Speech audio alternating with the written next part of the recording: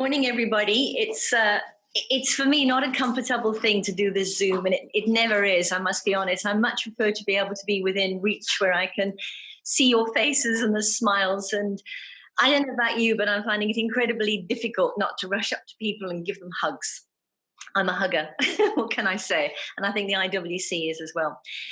Sue's kind of explained a little bit about how I landed up with jewelry, but what I thought I wanted to do is for this webinar is actually dig into something that I do more for the fun of it, which is kind of the history and the whole cultural side of jewelry. Because when you set aside the prettiness of jewelry and you dig deep and you go way back in history, you start realizing that this thing is not as frivolous as what some people might think at first glance.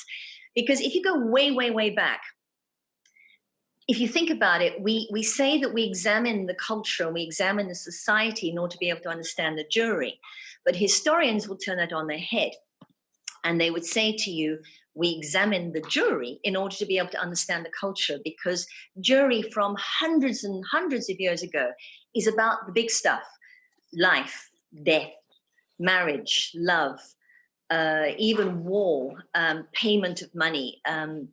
Those are huge issues. So what I've done is I've taken hundreds of years of history and I've studied lots of books on it, because for me it's a point of fascination, and I've tried to whittle it down into something that I think you will enjoy hearing, which is some of the stories that basically kind of mattered, during those ages. Right, now, all that glitters is not gold sounds like a psychological approach to life. And the interesting thing about jewelry is that, in fact, it is. It's as much physiological as it is psychological. Just briefly, how this started for me. The good-looking fellas on the left-hand side is actually, one of them is my great-grandfather in Birmingham. And the weird thing about the family is that we only found that photograph about 6 years ago. Kind of came out an attic, and it took us a while to realize that they're wearing their lead aprons, which is what they used in those days. It's not the most glamorous of careers, let me tell you. My granddad and my great-granddad were goldsmiths. They, strictly speaking, weren't jewelers, which meant that they did the more heavy-going work, and they worked in shocking conditions, sort of heat and gold and furnaces. It's very blue-collar work. But that's what my granddad did, and he retired at the age of 65, and he was second generation. He took one look at his son, which was my father, and he said, "You, my son Gordon, are not going anywhere near the jewelry quarter of Birmingham. You are going to do something decent." And my dad landed up getting his Bachelor of Science in Food, and he became a chalkologist, because those of you who know Birmingham know that Bourneville is right there. So that's what my dad did, basically post-War II thinking, and he went nowhere near jewelry. So the heritage of the family was promptly dropped, and I'm quite sure he's upstairs in heaven having a chuckle at me as I go through his history.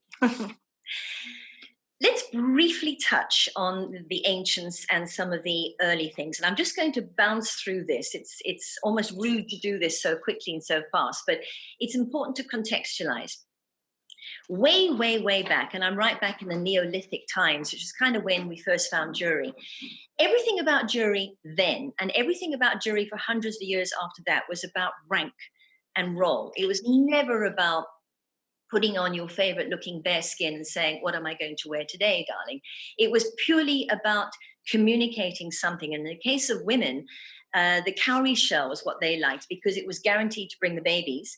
And then the men would wear the teeth, like you can see in the picture, and they would wear that as a necklace. And this was a sign of courage and prowess. So everything was about communicating something to the society that was going on.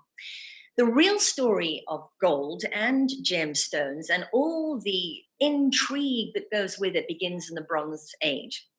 And what I find so fascinating, the photographs on the right-hand side are actually from Egyptian tombs. And if you look closely, they're actually blowing onto pipes, which is in fact what melts the gold. Gold melts at about 1,000 degrees Fahrenheit. And even back then, they were doing the kind of processes that I actually knew my grandfather was doing all these hundreds of years later. So as they say in many, many books, not much has changed, not certainly in terms of technology. And even some of the sides of the actual relationship we have with gold.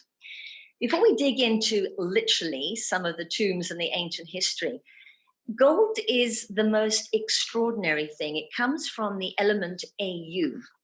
And if you were to translate Au, it comes from a Latin name, which is aurum or aurum, which, if you go literal, means the shining dawn, which is rather a lovely idea. It can also translate to, I think they call it glow of sunrise. Gold attracted, even back then, the Bronze Age people, because it was unusual. And even then, they looked at this stuff and they found very quickly that it was soft and malleable. Now, if you took an ounce of gold, you can spread it over an incredibly large area. But at the end of the day, let's face it, it was utterly and completely useless for things like weapons. So what made these ancient folk think, well, we don't need that to kill animals, but wouldn't it be pretty? But somehow they did.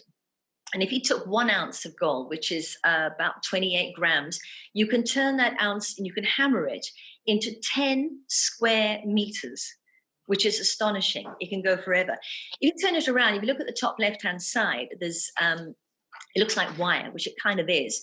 And it's basically, if you pull the wire out and you keep going, you can get to the most astonishing distance of 50 miles before you run out of your gold, or 80 kilometers, I suppose. I put this one in because I just wanted to show you, in my opinion, that was a goldsmith jewelry quarter, which goes back to, that one goes back to about the 15th century.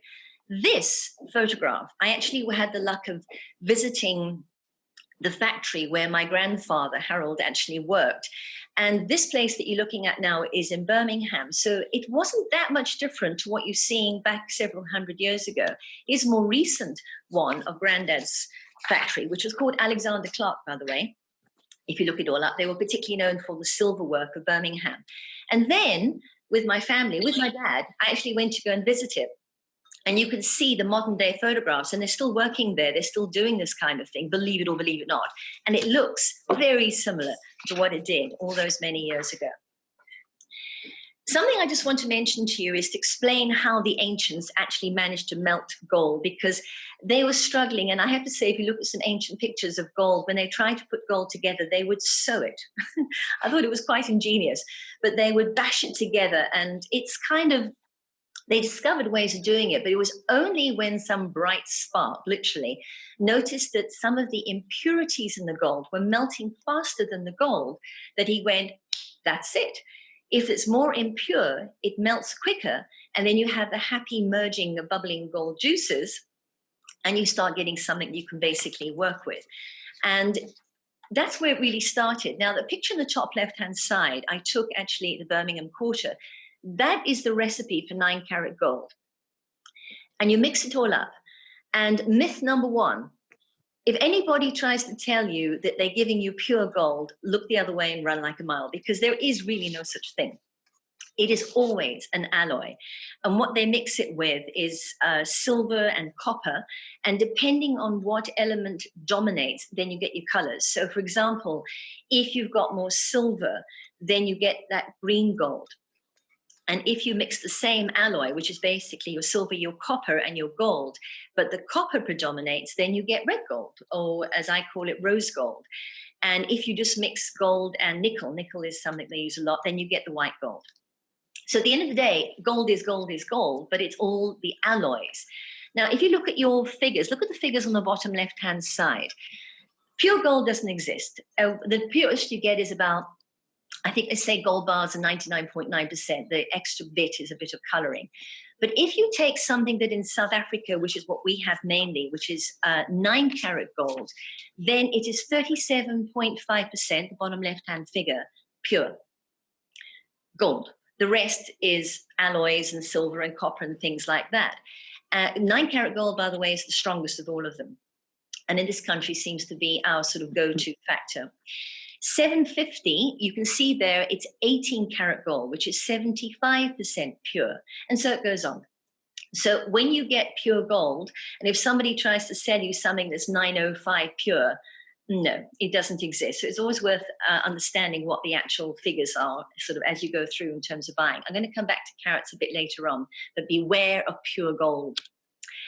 So our story begins. Now, there were so many diggings, and I'm not going to actually take you down the Tutankhamun route because, well, he was a boy person. We don't want to talk about the boy people. We want to talk about the girl people. But the culture of all those ancient histories have come out mainly in terms of what they found in tombs. Why have we got so little evidence? Now, I say little because you might think if you walk through a museum that we have an awful lot of jewelry, an awful lot of gold. But the truth is we don't, because gold is a commodity. You can melt it. So the minute you kind of need the money, you melt it and move on, and then you've lost your kind of fashion of the era.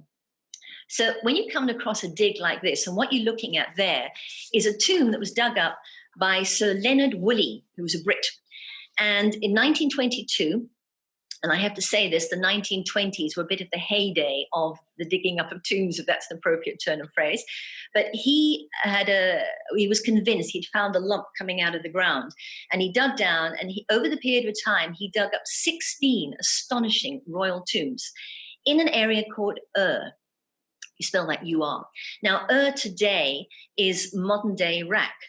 And so you had this sort of melting pot of all the different styles and trading styles that he dug up from down there. The skills of the jewelry was amazing. Now, one of my favorites is lapis lazuli. It's blue, and it's got, and I'll talk more about this in a while, it's got gold running through it. No, not real gold. It's a thing called pyrite. But a lot of the stuff that came up, if you look at the kind of the pieces of straps around the, whatever this creature is, the ox, that is silver mixed with ivory. Absolutely beautiful. I'm talking to you about all that glitters is not gold, and there is actually quite a dark side of all that glitters. And I put this slide in deliberately to show you. This is Queen Puabi's funeral procession. It was obviously a painting that was done sort of later on with an artist's impression. It is, for me, macabre, and it's sinister, and it reminds me of actually what went on in those days. Every single one of those people went with the dead body of Puabi into her tomb. She's in the tomb in the far right-hand side at the back. And so the documents and the evidence of later tell us, once they were in position, I warned you this was a bit macabre, they then took poison. And they stayed with the queen to serve her in her afterlife. But as a result of that horrible thought, we have this extraordinary thing where her entire court went in underground with her, still wearing all their jewelry and their clothing and things like that. We learned a lot about the culture. That is Queen Puabi. That is one of the most extraordinary crowns I think I've ever seen dug up. Now, it's the blue again, is lapis lazuli. The gold is your yellow gold. And the artist's impression of her is what they think she kind of looked like. And I just love the fact that she's a girl after my own heart. The makeup goes on, and a bit more about makeup in a minute. But the extraordinary detail, and those are the real jewels that you're looking at, tell us the way they used to dress. Look at her earrings.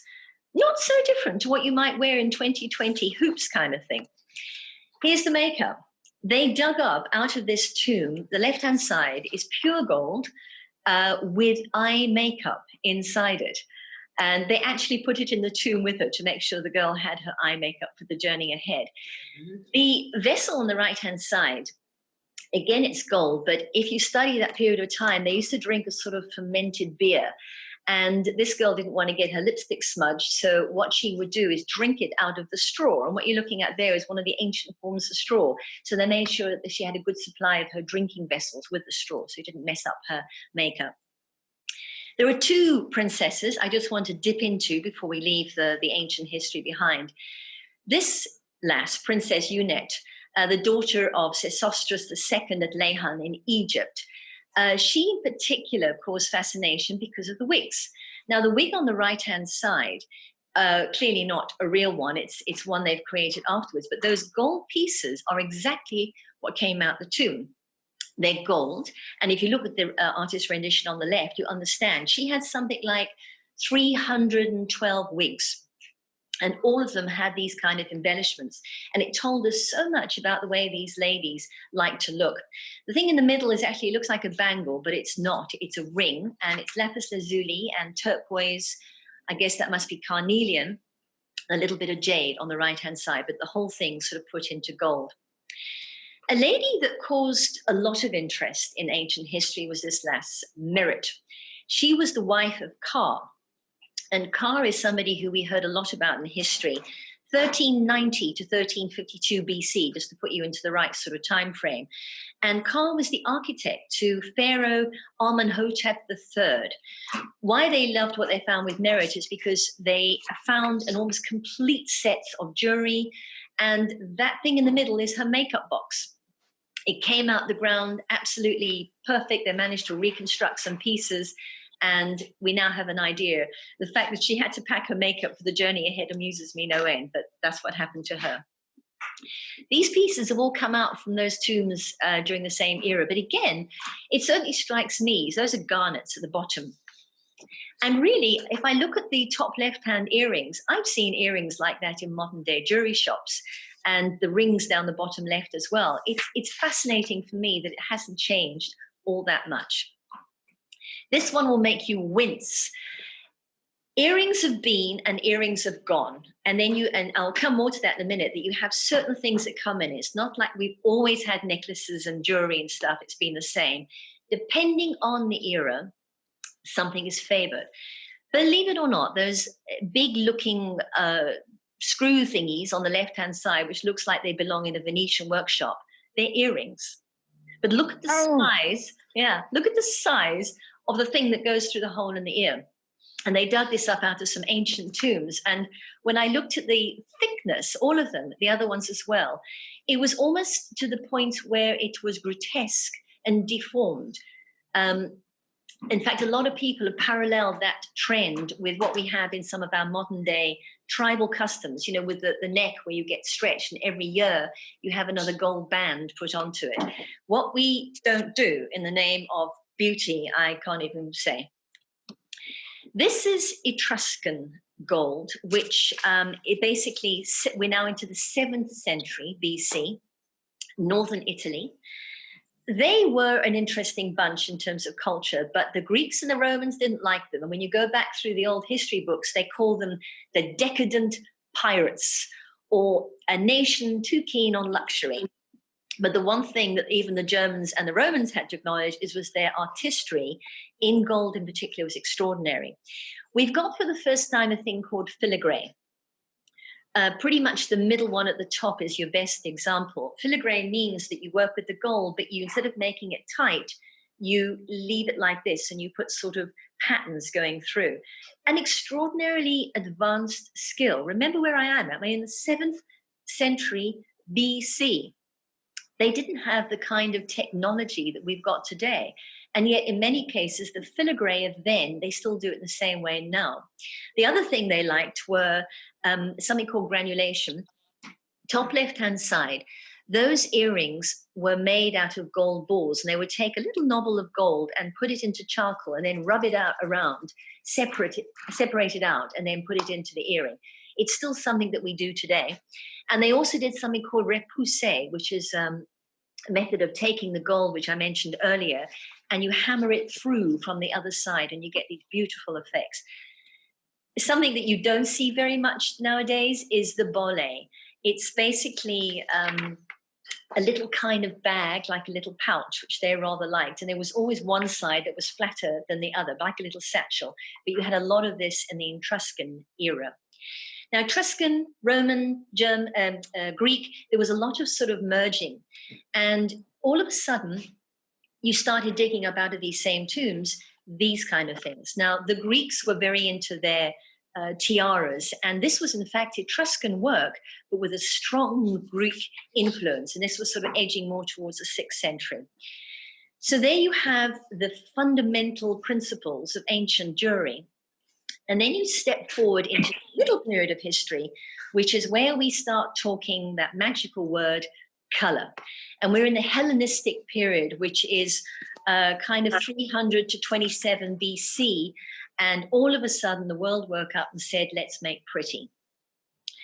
Alexander the Great had a lot to do with this. Now, Alexander the Great, if you read about him, he's a military man. He was all about the empire. 350 BC, he was Greek. He was known as the King of Macedonia. And in an incredibly short period of time, and for me, it's a point of astonishment, it was only 13 years, he managed to amass the largest empire in the entire ancient world, about 3,000 miles.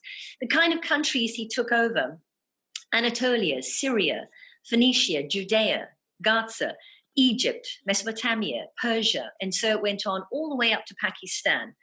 Now, this guy, a giant in his time, was a ladies' man. And he gave instructions to all of his army and his generals to say, whatever they were conquering, bring back the gold, bring back the gems. And in many ways, the supply of gold in that era is thanks to Alexander the Great. I mean, he pilfered it, minor detail, but hey, he got it. And the Hellenistic era, as we now call it, is anything related to or talking about Greek. Persia included, he decided to wrap his arms, literally, around the whole Persian thinking. And he very generously married himself off with 3 Persian wives, all of which he put into lots of jewelry, just to show that he was properly into that whole sort of thinking, if you like. Right, having gone through that sort of background, I want to start sharing with you a couple of the intriguing stories of early time, just to show you how often all that glitters is not gold. There were some amazing and quite dark stories. What you're looking at there is Charlemagne with his incredibly famous talisman. It is one of those pieces of jewelry that gets talked about over and over again. Now, let's put you into the time frame. We're on the 9th and the 10th century AD. It's called the Carolingian age. That piece of jewelry, it was made to look like a pilgrim's purse. It's gold. It's got all the jewels in it. But it's very hard to see in the photograph. But in the kind of gray part, that unbelievably is a sapphire. And there are 2 sapphires in this piece. One is square, one is oval. And into this talisman, Charlemagne put a tiny fragment of the true cross, allegedly, and a relic of the Virgin Mary's hair, allegedly, in there. He wore that piece of jewelry day in, day out, and he was buried with it. Then this poor man was basically exhumed. And this man, I think, was exhumed more times than I think is decent for any human body to actually have to face to. But there he is, and there's where he was buried.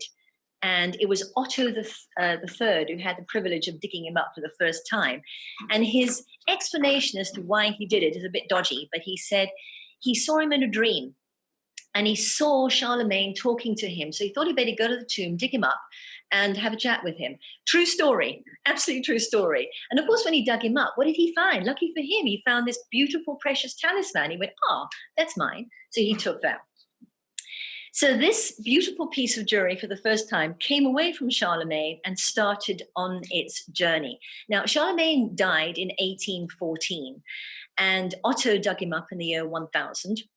And it stuck around and it was moved around from hand to hand, depending on who was in power at the time, until we get to a piece of time in history when Napoleon entered our books. Now, that is a quick jump to the 1800s, but it's where it got really interesting because he'd heard about this talisman. He was married, as we all know, to Josephine.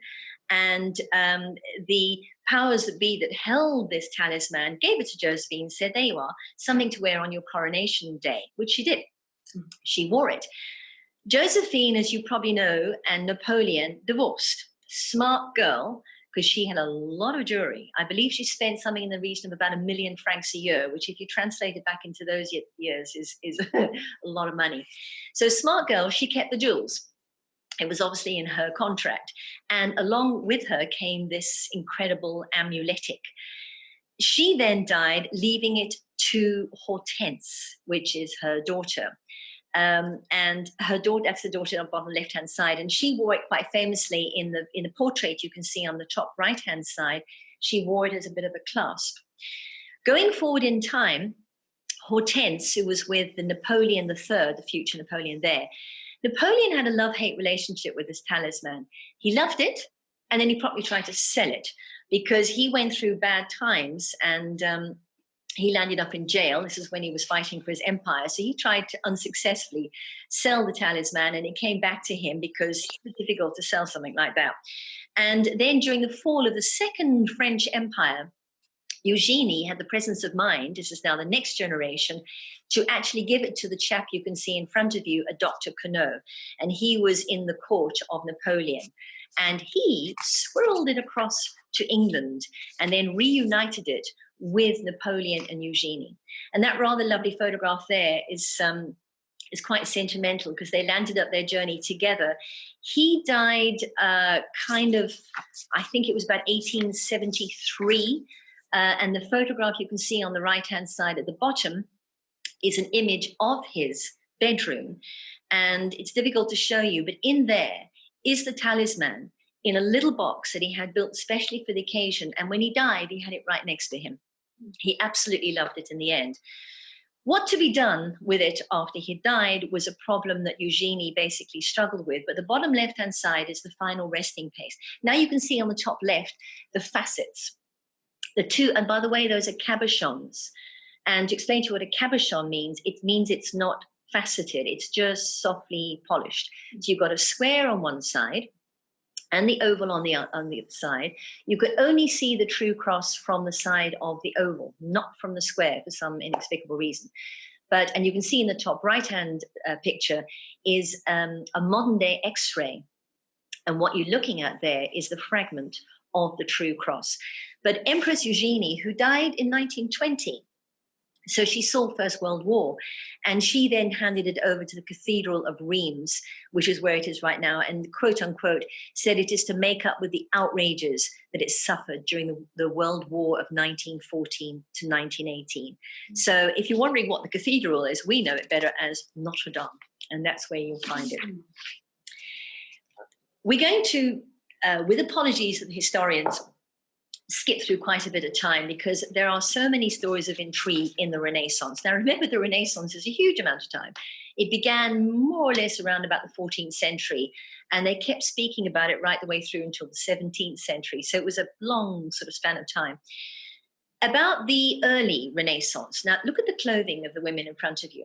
What I mentioned earlier, it dictates the way they wear jewels. And you look at the lady on the left-hand side, there is a very long chain that she drops down in her bodice, and that was the way to wear jewels. And by the way, the word jewel comes into our vocabulary for the first time.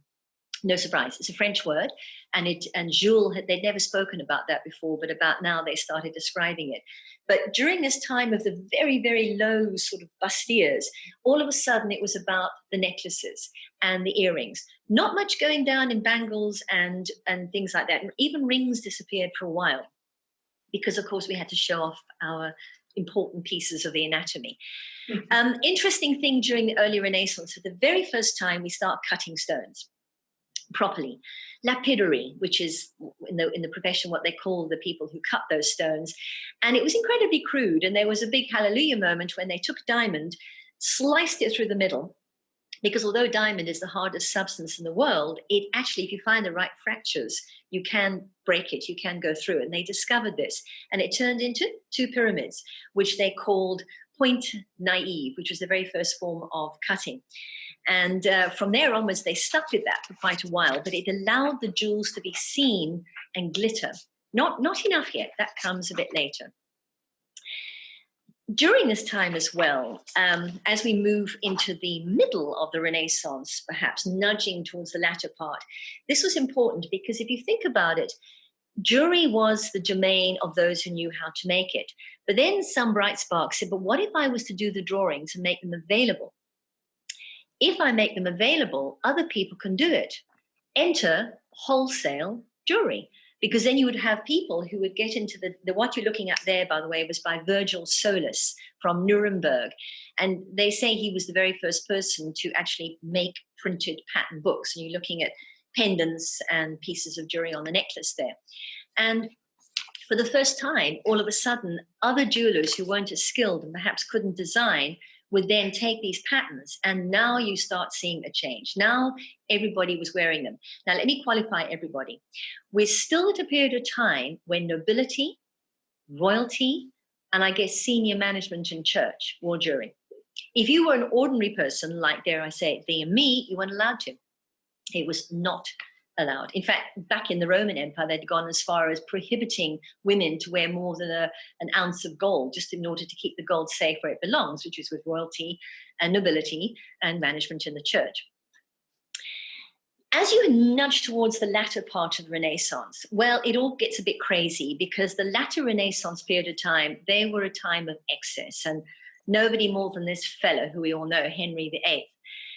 He had a huge impact on jewelry because of his excess. I mean, he spent all of his spare money on jewelry. He had, they say, more than all of his wives put together.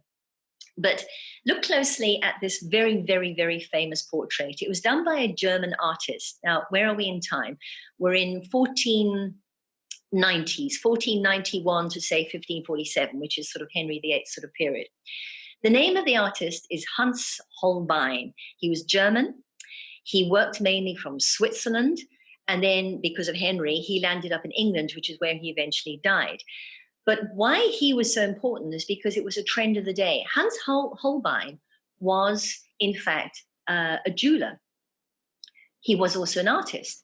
And they discovered that the best jewelers are the ones who had learned the basic arts of working with paintbrushes, because the fine motor skills that were required were good for gold and vice versa. So you had goldsmiths who became artists. And Hans Holbein created the design of that very famous necklace that you're looking at. And he painted that portrait. So it was a kind of a twofer in terms of his contract. Now that is one of the most famous rubies. It is called the Balas ruby of Henry VIII. And here's the shocker. All that glitters is not gold. That is not a ruby. That is not a fake. That is, in fact, a spinel. A spinel is a natural gemstone, but it wasn't a ruby. And in fact, Henry VIII loved it so much that he ordered one in every color. And that statement is true. He literally had matching necklaces kind of thing because he enjoyed it. Spare a thought for the ladies of the Renaissance with chains. It became very, very popular. In fact, chains like the one on the right, again, Henry had a penchant for it. And they discovered in all his effects bills for things like 200 pounds worth of a gold necklace, which was more or less, I would say, about 500 wedding rings. And he would keep that as currency, which again explains why so many of these have been lost, because the minute you fall on bad times, you melt it, you turn it into money. But the lass on the left-hand side, it became a trend for a while that you wore the heaviest of gold chains just to show how much money you actually possessed. And again, we're talking nobility, and we had royalty. Now, a lot of you, and I've seen a few of you wearing them, like to wear these things with your name on it. And I'm here to tell you that Henry VIII was the first one who did this. It was a thing. He started it, monograms. And he had, again, Hans Holbein on call to keep making these sort of monograms for his wives, which is probably as well, because I think that would have been a full-time job with all the wives that Henry had. But he chose carefully with his wives. He had 3 Catherines and 2 Annes.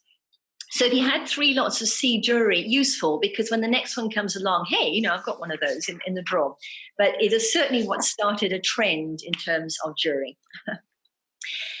Most of what I'm sharing with you is, as you probably gathered, European, but I want to just dodge a little bit to another country, to one of the stories in the history which is all about gold and far from savory, and it's the story of Coetzee in Mexico. And Janet's with me right now, so she's nodding, kind of going, it's an ouch part of history.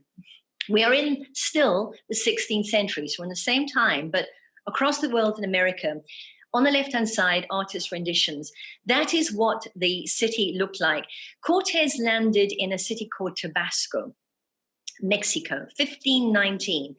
The stories, they were like legends. They were like myths. In fact, during that time, most people thought they were myths and legend. But he got off the boat and voila, this is what he found. Literally streets paved in gold.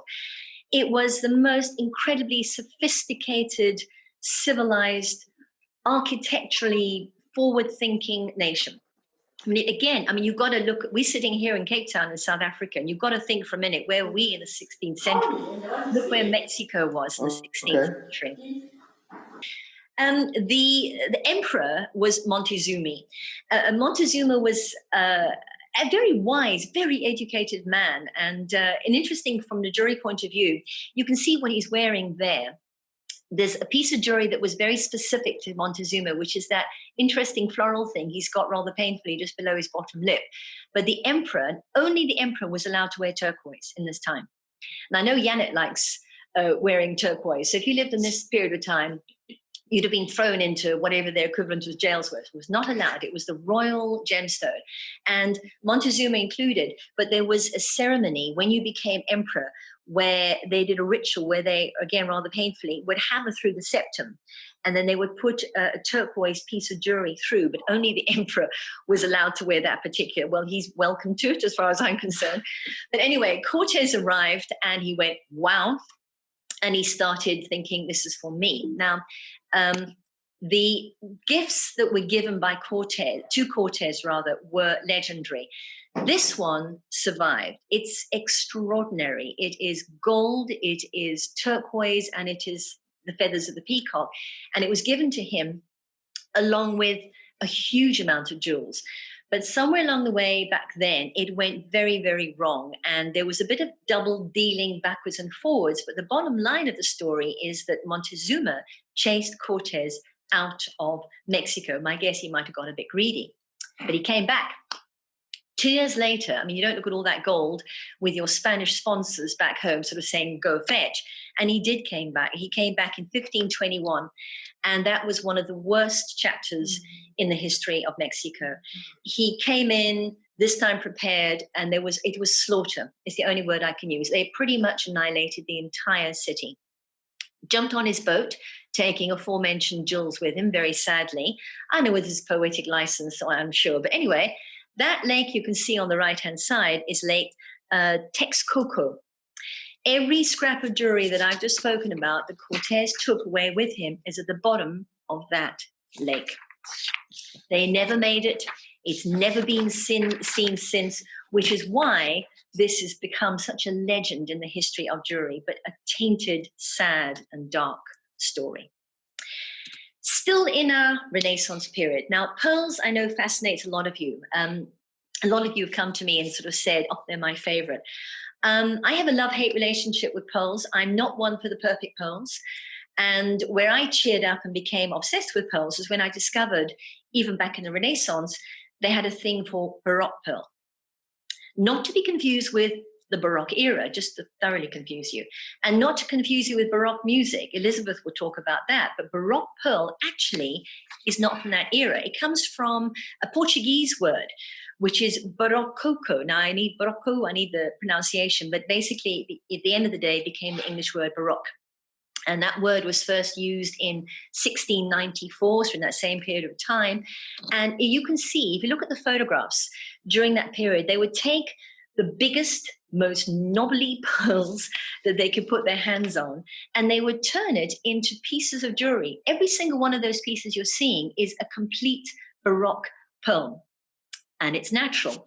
So talking about pearls, how are they made? I mean, I'm not going to go off on a lecture about it, but basically it's a little piece of sand that's put into the mollusk, and it then pours liquid of sorts. And then that creates something called the pearl tissue. And then in the pearl world, you get all the different range. You get button and pear and seed and blister, freshwater, and this, the Baroque. And it just depends how that pearl grows. And some of them can be absolutely whopping.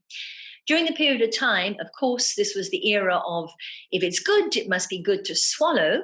And in the case of pearl, it became almost the go-to medicine.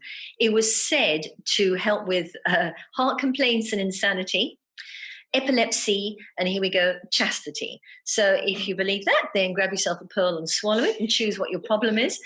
But the problem with pearls is that they also do crumble. So if you have got pearls, wear them, because they actually die from neglect. They're organic, you know, and it's true. They really do fall apart. That lady in the picture in front of you is Cleopatra. And in a very legendary story, she, in fact, toasted her Antony by breaking and crushing pearl and throwing it into a glass and toasting her man. They're not all natural out there in the world. And again, I'm still in the Renaissance period, but somebody realized you could actually invent new versions. And in fact, what you see there is an ad for the Roman pearl. Alabaster beads dipped in, I call it a fish sauce. They used to take a paste, which they called the Essence Orient, and they'd mix it in with fish scales. And sometimes they'd fill the pearl, the mock pearl, the bead with wax, and sometimes they would coat it in lacquer, which is what the Roman pearls are. So yes, sometimes you come across pearls, and if you look at them and you can scratch off the surface and so on, be careful. But you know the old test of the pearl, isn't it? Just you rub it on your teeth. So if you're going into a shop and buying a pearl, just put it there. If it's slightly gritty, it's probably going to be the real thing. Henry's daughter. We cannot go past Elizabeth without mentioning her absolute obsession with pearls. She spent literally a king's ransom. And in fact, in this picture, that was one of the most expensive pearl necklaces ever to be known on the planet. At the time, it cost £3,000. You've got to compare that with modern day, but she had a thing about pearls. And they say she had more pearls than any English monarch before or since. The Mancini pearl is, again, look at it. It's a Baroque pearl. Now look at the pearl on the right-hand side, and the historians have said it's one of the most perfect examples of a pear Baroque, whereas the one on the left has this rather pleasing knobble, and I personally like it when it's got the knobble. It's reassuring to know that it's real. But this was a gift to Louis XIV's girlfriend, and I say girlfriend because she wasn't really wife, and because they were still young, she wasn't really mistress. They were in love. Her name is Marie Mancini, and she came from the very famous Medici family. So they say that this particular pearl earring set that you're looking at probably came from Florence. They were madly in love, but in fact, this lass's uncle was a famous cardinal called Mazarin, who himself had a thing about jewels. I'm going to tell you why in a minute. He, for some reason, having introduced them, then decided it wasn't an appropriate royal match. So he kicked her out. And Louis XIV then married the Maria Theresa of Spain. And poor old Maria was sent off to go and marry, and she landed up in Italy, actually, marrying into noble family. Why I love Marie is the fact that she was the first woman to be a published writer of, elite woman, I should say, of her memoirs. So this was a modern girl with her Baroque earrings on her ear. Diamonds. Let's now park pearls for a minute, because there's a section that I want to talk about diamonds, which we all love to sort of think about. So many myths, so many imitations, and so much glorious stuff. Now, just remember for a minute, what is a diamond? A diamond is pure carbon. Carbon is one of the principal elements that make up all organic and inorganic bodies. And in fact, we are a fifth carbon. Maybe that explains our affinity with diamonds. I don't know. I'm going to come back to that because I joke about this, but you know the expression that we're all stardust? You need to think about it, because we have got similar components to gemstones and to the earth and to diamonds.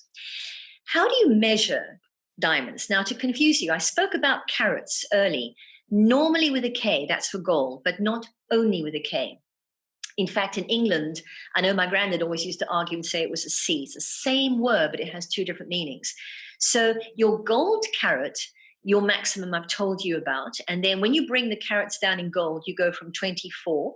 Why they began with that, I don't know, but an Englishman told me in the Diamond Quarter that in England, everything is in dozens. Dozen eggs, baker's dozen. So way back then, they decided that 2 dozen was a really good number to use for gold, and that's where it kind of kicked in. Now, on diamonds, this is how it works. The carat is not the size. The carat is the physical weight of that diamond. So 1 carat is 0.20 grams, and you'll sometimes hear jewelers talk about points as well, which is 100 points. So if you have 1 gram diamond, it's 5 carats, which is 500 points. And that's how they measure their diamonds. It's purely on the weight. And when you measure other gemstones against it, like emeralds or rubies or whatever, it's also in carats. But because of the density and the structure, it's got different weights. But that's what tells you what you've got in your hand. The Sun King. We are still in the Renaissance. Louis. This period of time, by the way, as you can gather, has had probably more impact on even modern day jewelry. I mean, if you look at the top one in the middle, that looks more like something from Art Nouveau, but it was Louis XV. And Louis was incredibly over the top elaborate. And he had a penchant for flowers. So everything he had in the jewelry line was sort of done with lots of floral design. But importantly, under Louis XIV, going through into the 15th, we had this awareness of how diamonds could be cut. Now, I've mentioned to you the point naive. Diamond, slice through 2 pyramids. Cardinal, Marie's aforementioned uncle, he decided that we could do better than this. So out of his own pocket, he sponsored a whole bunch of lapidaries to sit down and muck around with diamonds and keep cutting until they found something that worked. And that too was true. And they came up with something that was called the Mazarin cut. It was standard, by the way, in jewelry for about 150 years after that. The Mazarin cut we call today the rose cut. But in fact, correctly, it is the Mazarin. 16 facets and normally 2 tables, which is the flat part. And that remained the diamond cut right the way through to modern day. And in modern day, we have the brilliant cut, which you're probably familiar with. And they've never bettered it. They can't get beyond it. And a brilliant cut is 58 to 64 sort of facets. Now, in modern day terminology, you can even have something with only 3 facets, and they would say to you that it was a rose cut. But brilliant cut is the go-to and the preferred. A great story to share with you about illicit diamonds. This diamond necklace nearly caused, and in fact, people say it contributed towards the French Revolution. Louis decided, now this is Louis the 15th. Remember, it was 16 who was on the throne in the French Revolution. He decided to create for his mistress, not his wife, the Comtesse de Barry. And we're in 1710 at the moment, 1710 to 1774, just to put you on the era, a beautiful diamond necklace. The best, he asked for. So he got his court jewelers. Again, I have to remind you that jewelry was in the hands of nobility and royalty. So all the good goldsmiths were basically full-time employed. And he created this extraordinary necklace. That is a replica on the left. And that is a movie starring Hilary Swank where they actually brought the whole story to life in a movie form. But I found a bit of a document. Just listen to some of these words. The description of the necklace is 17 diamonds as large as filberts. Now, a filbert is a hazelnut. Encircle, not too tightly, the neck a first time and then again. Looser, gracefully this time, thrice, to a festoon with pendants that encircle it, enwreath it a second time, and loosest of all, softly flowing from behind in the priceless way, rushing down to 2 broad 3-fold rows. I must tell you, this was not written today. This was written way back then in his time in Louis' court. And the final, perfect for the Queen of Diamonds, resting on the bosom, which rushes down, length in plenty, the very tassels of them, a fortune for some men. And all this on a neck of snow. And that was the necklace. Small detail, he died before he could A, give it to her, and B, pay for it. So now we go into Louis XVI, and there's this great big lump of diamond hanging around, basically complete, no customers, worth a fortune. And the people of France got to hear about it. And boy, did they rumble. And you go through documents and newspapers, and there was a right fuss about this because it was worth millions at a time when the people of France were hungry. This didn't go down well. And they started to talk about it. Now, the court jewelers tried to pass it off on to Louis XVI. He said something which I never thought he'd say, which was, I can't afford it. True.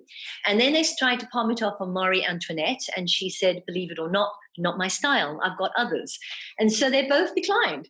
And now they're stuck with it. So in this extraordinary story of intrigue, an officer's wife called Jeanne de Saint-Remy disguised herself to represent Queen Marie Antoinette. And she went and banged on the door of Cardinal de Rohan. Now, he was out of favor with the court. He'd done something horrible and they'd thrown him out. So she went to him knowing this and said, do me a favor, broker this deal with a jeweler. I need to get this back to my mistress. And he went, great idea. I can find favor again. And so he did. He brokered that deal. And he got the jewels and they disappeared, never to be seen again. And of course, the bill still landed up with Louis. And Marie Antoinette was blamed. And to her dying day, the French people thought she's the one who'd basically done it. And the diamond necklace affair is something that is with us forever.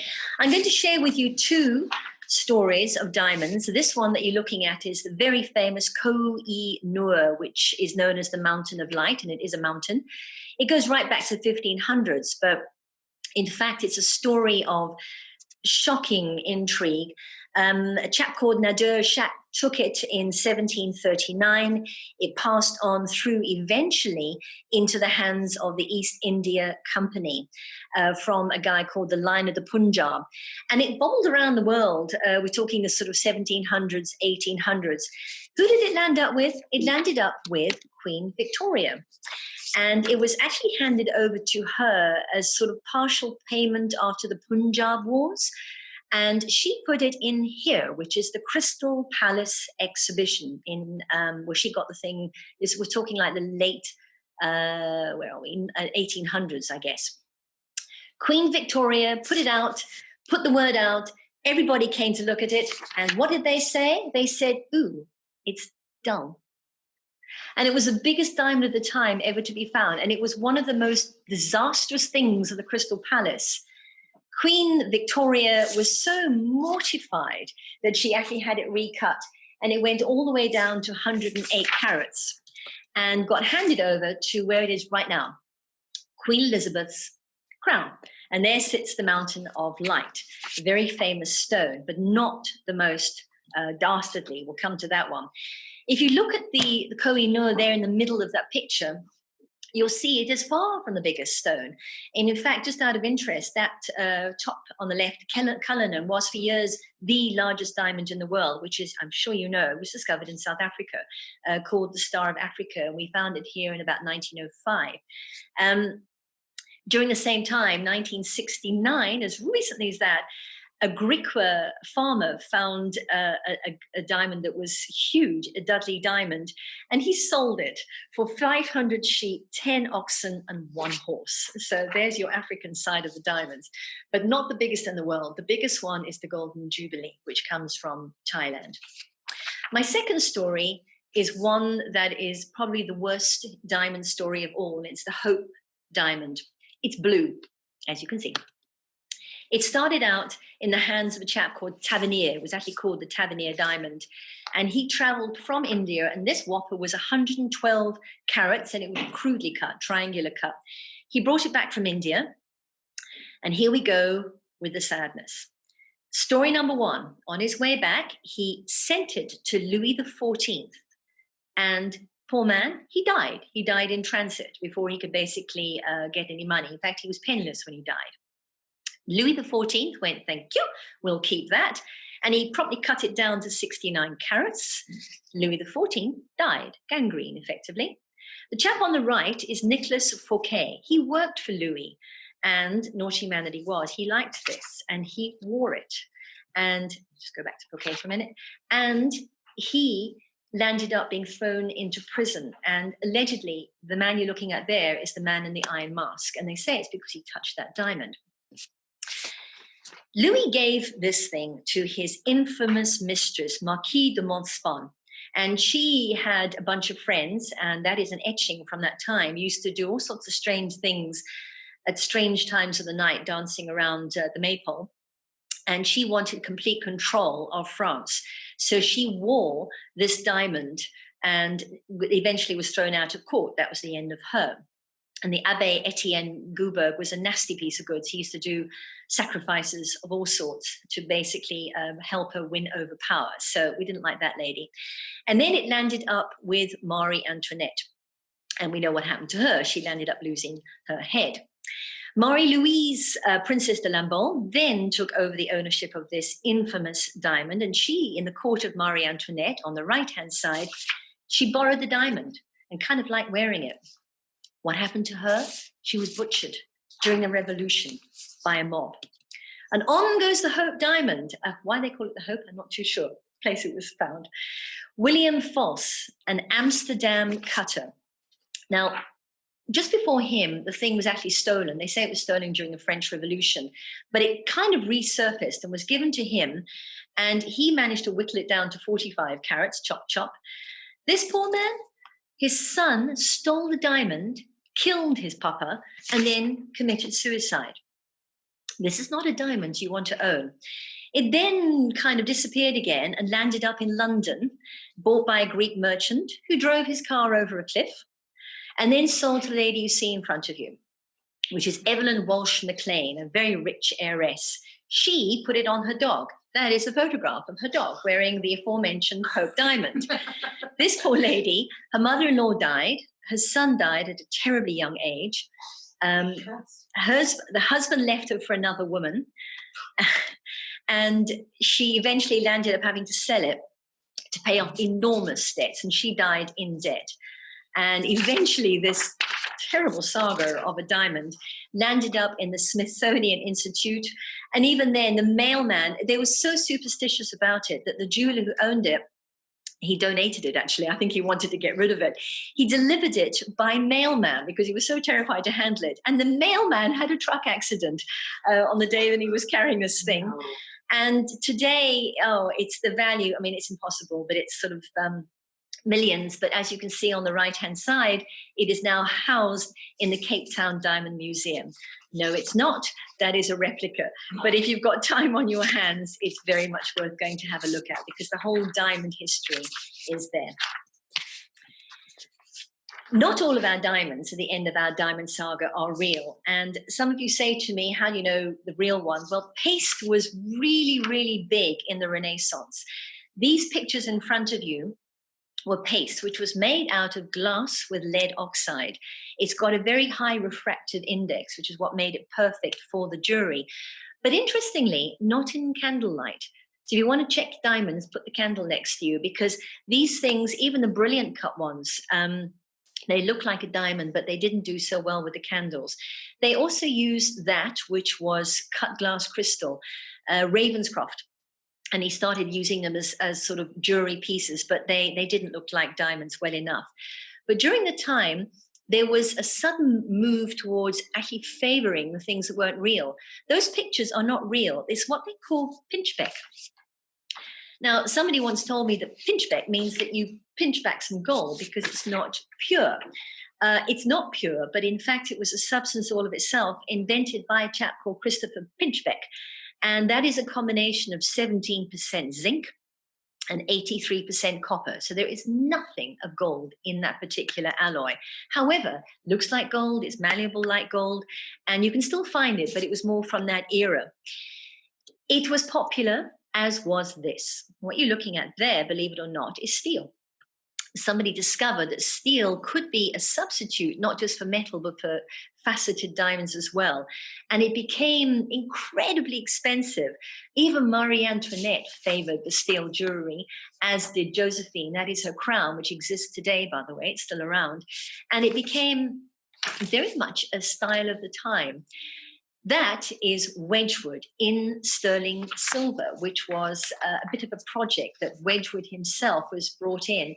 It was 1775, Josiah Wedgwood, together with Matthew Bolton, who was basically a businessman. And he spotted that the combination would make money. And to this day, you often find steel around your cameos. There's one sort of last big story from this era that I want to share with you, and that is Josephine in all her final gorgeous beauty with her man Napoleon. Napoleon loved jewelry. While talking Bonaparte, he made sure his Josephine had crowns. It was during his time that cameos became a thing because he had a thing for that. And he managed to fetch all the missing jewels, by the way, that had been scattered over the wars. That's his sister that you're seeing over there, Pauline, Princess Bourgie, and she was the recipient of many of her brother's jewels. But the real story about Napoleon is about Napoleon. And it's not about daggers and swords. It's about jewelry. This man had a thing about jewelry. And when he became emperor, which was, 1804, when he grabbed the crown and put it on his own head, he remembered a story about a man called Childery I, who was, they call him the founder of France. He'd been entombed, and back in 1653, a blind, mute mason was working on a church reconstruction. His sword hit something, and it turned out to be jewelry and gold. And one of the things that came up out of this dig was a parcel containing 300 gold, there they are on the top right-hand side, bees with flat-cut garnet wings. Now, the funny thing about these things is they eventually landed up with Louis XIV. Louis XIV looked at all those jewels, even though it belonged to the father of the French nation. He went, "Nah," and he tossed it into the Louvre, which is where it stayed until Napoleon, who had been looking for a logo. They were fighting in his chambers about lions and the rooster, and eventually Napoleon remembered the bees. And he went, "You know what? My logo, my personal logo is going to be the bee." I mean, they thought he was absolutely mad. But what you're looking at there is his coronation robe. And when he actually did his, on the left-hand side is the only remaining actual bee that was put on his robe on the day of his coronation. Those shoes belonged to Josephine. She wore them the day of the coronation, and his cloak clasp as well, which is on the left-hand side. And the bee was even put into Napoleon's cameo, combining a love of both. And you look very closely on the right, there's tiny little bees that he put in. So this man had more than a passing thing for jewelry. It is, for me, so sad. It's poignant that this person, whether you love him or hate him, he was such a big figure. He died, as we know, when he was sent into exile. And the only thing he took with him, no, not the gold bees, they landed up going off into the museums of France. Oh, and by the way, 10 years after he died, thieves stole all those bees and all the jewelry. And there's only one, I believe, left. They all went off and got melted, which is very sad. Mm-hmm. But when he went to Elba, he said, "My request is that I design the flag." There's the flag. And look what he did. He put 3 bumblebees in gold on the flag, which is the place he died. And he said, "I need them, seeing as this is the place of my final residence, I want them to remember me as this person with the bumblebees." So at the end of the day, Napoleon became the bumblebee man. Now, what I'm going to do now is I'm not going to talk about your modern times. I want you to glimpse, because I want to do a last little section was just explaining to you about your stones and how not to be caught. These are modern designers. And as I spin through them, I want you to think about what I've shown you and see how even today we have the design in our mind about the old times. Macintosh, you probably know, a real Scot. Hey, Karen will know him. He has this beautiful stylized floral design. Lalique. Who doesn't love Lalique? Now, I've always associated Lalique with the glass, but it might surprise you, or maybe it doesn't, to see that he was a master of the most incredible jewelry. Scandinavian. It's amazing how when you compare some of these things to ancient jewelry, how similar, like the one on the right-hand side, the curving of the metal has come from ages. These are beautiful, beautiful sterling silver pieces from Scandinavia. Those balls on the left-hand side are kinetic. Talk about modern jewelry. They actually have been designed to move as you walk. And the ring on the top right-hand side also, it's like a motion kinetic ring. But the designs fascinate me, and it's something of our modern era. Gilbert has won, I don't know how many times, but several times the De Beers Award for Best Designer in Modern Times. But you know, I don't know about you, but I look at that. And if you had told me that we dug that out from Queen Puabi in the tomb in I'd have said, yeah, I can buy that, because they looked like something from that era. Right. I've spun your heads. We just crossed, I don't know how many hundreds of years of history. So my last little bit, which I'm going to mention, because I think you need to know now, digging around in your own jewelry boxes, now that you know that those jewelry boxes are not just jewelry, but you're looking at history, have you got the real thing or haven't you? So I'm going to just briefly, to end off, give you a couple of kind of heads ups. Good jewelry, particularly European, particularly the English, because it's easiest to read, and the different ones are in India and China, have hallmarks. Now, hallmarks tell you the whole story. Look at that picture on the top left. Those are the layouts of what you will always find.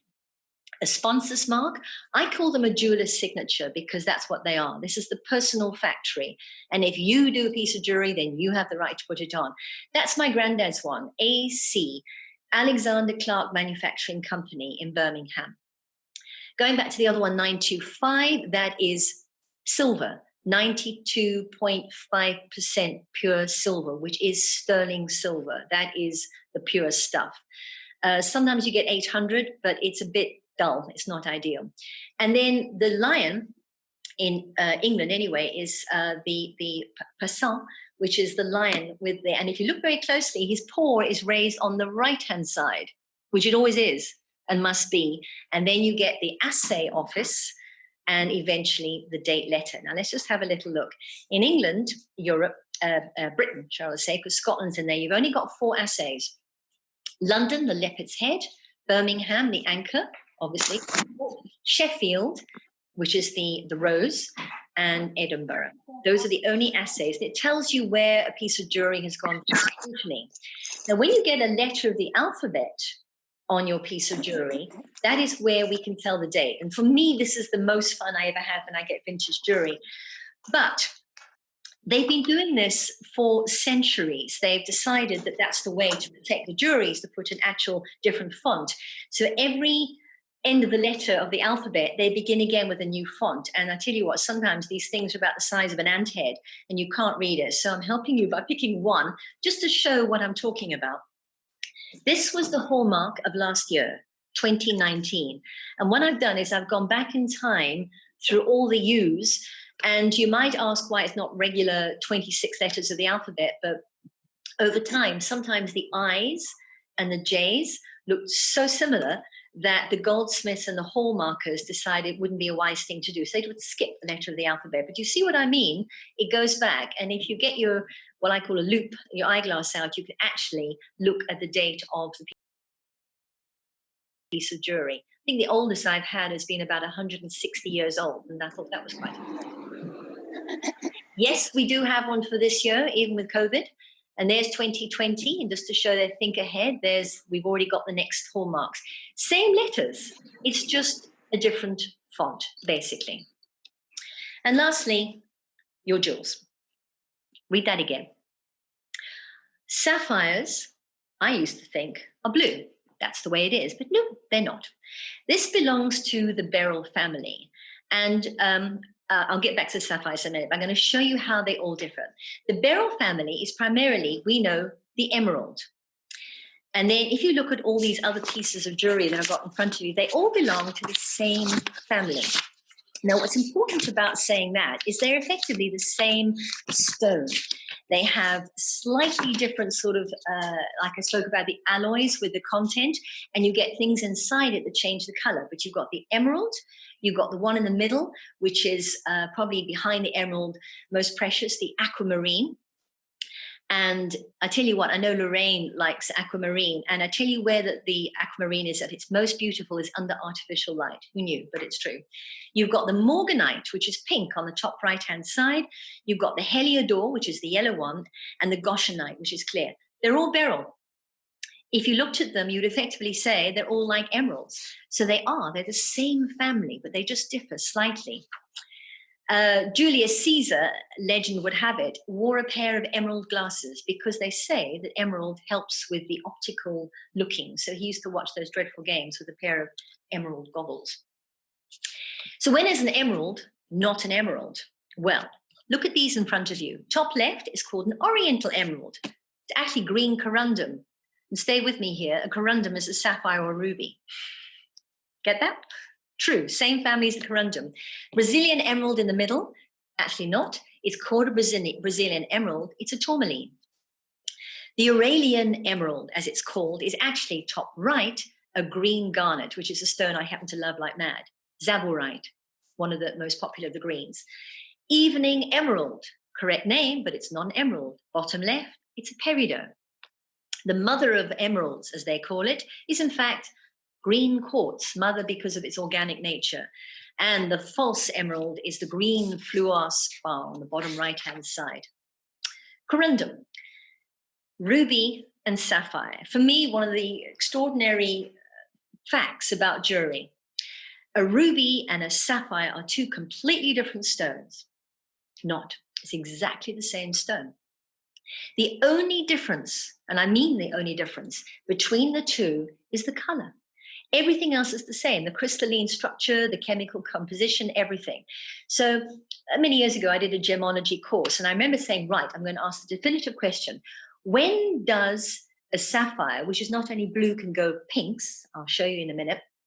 When does a pink sapphire become a ruby? And the answer is far from satisfactory, because they say it's a matter of judgment. And that story still stands, is that they do not know how to cross that line, except that a ruby, the darker it is, the more money it's actually worth. Have a look at these stones over here. Rubies in all their different colors, from the deepest of dark to pale. The minute they cross over into that slightly paler version, all of a sudden you call it a pink sapphire. And that's what it looked like before we faceted, and that's a beautiful deep dark red one afterwards. Believe it or not, what you're looking at there, top left, no surprises, sapphires. On the right, sapphires.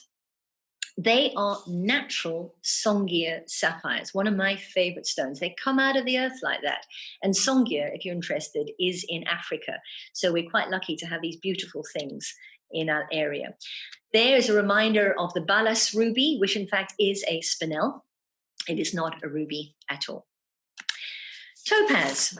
Normally, bad word to use with jewelry normally, but in its most natural state, it's what they call a sherry color. But in fact, if you look at the bottom left, they come in all sorts of colors. Look at the blue ones in the middle. You get blue topaz in 3 different shades: Swiss blue, sky blue, which is the palest one actually, and my favorite is the London blue, because it's got like a steely blue undertone. And that's just the way they call the different blue topaz. And you'll see, if you pick up your blue topazes and compare them, how they change. So when is a topaz not a topaz? Well, you've got the Scottish topaz, which in fact on the left is a citrine. And a citrine is not a topaz, it's a quartz. You still with me? The Oriental topaz is the pink one in the middle. They call it the Oriental topaz. What is it? It's a pink sapphire. And the sherry kind of colored one is heated. It's as simple as that. And it's also a Scottish kind of thing, but it comes from a very, very specific part of Scotland.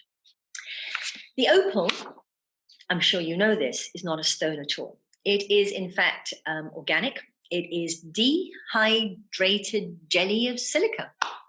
It is a rock formation, but what is inside there is, I guess you could call it raindrops.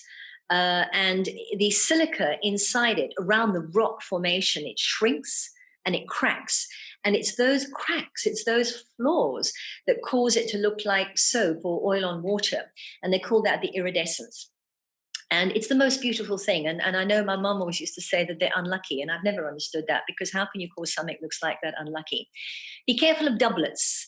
Doublets are, or can be real, but they take the best part of the opal and they make it into layers, and they put behind it normally a foil.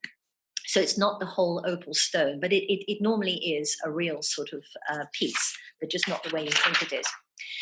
There are your garnets. Zavorite green and all the different colors. The one on the bottom in the middle is a bohemian, and you get the following. The word, by the way, comes from pomegranate, granatum, which is where the word granite comes from. But the blood red one, a pyrope, is often called a bohemian garnet. You get the almandine, which is more purple red. You get the green one, which is grossularite, or the most popular is zavorite, like the czar. And then you get hessonite, which is cognac. Amethysts are purple? Yes, they are, but they're also green, and they belong to a family called the quartz family, of which there are hundreds, but probably the most famous quartz is in fact your amethyst. It comes from the word ametho, I think you pronounce it like that, which is sobriety. Worth telling you is that the legend has it that Bacchus was the god of wine, got a bit jealous over his girlfriend, whose name was Amethyst in Greek mythology. And she turned to Diana, who was the Diana of chastity. Now, I don't need to tell you why.